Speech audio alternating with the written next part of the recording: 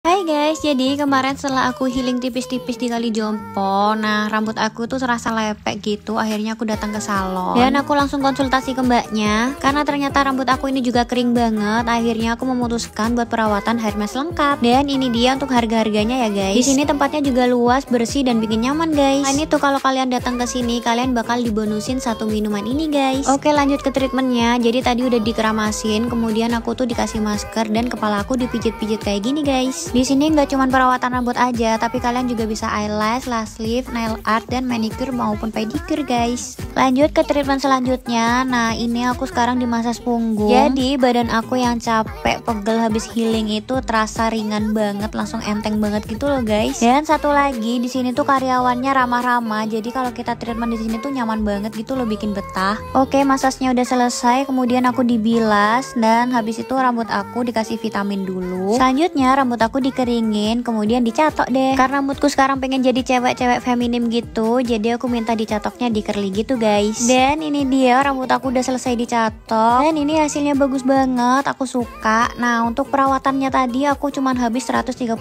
aja. Aku perawatan di Yongfa Salon dan sekarang lagi ngadain promo. Ini promonya, buruan datang ke sini ya guys. Terima kasih.